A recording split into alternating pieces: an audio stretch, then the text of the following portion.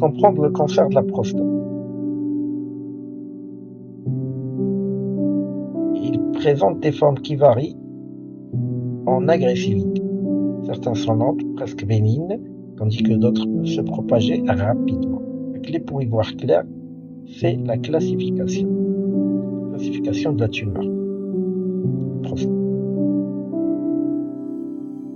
Aujourd'hui, nous allons explorer les stades qui permettent un traitement efficace, avec risque élevé de récidive, et comment nous pouvons évaluer cela. Pour commencer, le cancer de la prostate est classé selon 3 critères principaux: TNM, SUP, PSA.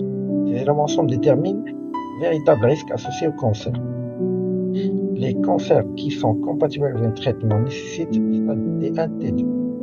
Ces tumeurs restent limitées à la prostate sans atteindre des ganglions ou os, ni métastases. 95% de survie à 10 ans. Alors maintenant, dans ce cas, un suivi actif et des traitements tels que la chirurgie et la radiothérapie sont efficaces. De nombreux hommes ne meurent jamais de leur cancer dans ce cas.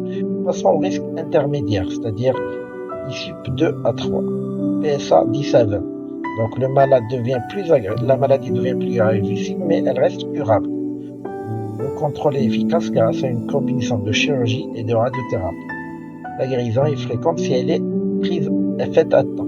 Donc, diagnostic.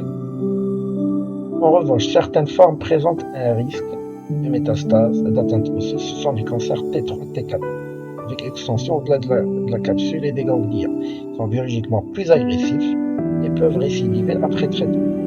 Pourtant, même les formes métastatiques peuvent être traitées pendant des années grâce à de nouvelles thérapies. Ce sont les risques liés à risque de métastase qui vont faire les métastases. Ceux qui ont un score de Gleason supérieur à 8, ceux qui ont un PSA supérieur à 20, et enfin ceux qui ont un envahissement ganglionnaire. Donc ces personnes-là peuvent faire des métastases. La prévention repose sur 3 piliers: le dépistage, l'hygiène de vie et le contrôle hormonal. Le dépistage par PSA après 50 ans avec biopsie est indispensable. L'alimentation équilibrée, riche en tomates et légumes verts. Et pour conclure, le cancer de la prostate n'est pas une fatalité. Un cancer localisé est souvent guérissable, tandis qu'un cancer agressif peut être contrôlé longtemps. La clé réside dans un dépistage précoce et une bonne compréhension des classifications. Rappelez-vous, ce n'est pas le mot cancer qui détermine le destin, mais le stade et le grade. Si cette vidéo vous a été utile, n'oubliez pas de liker, de commenter, abonnez-vous. Et merci pour votre assiduité.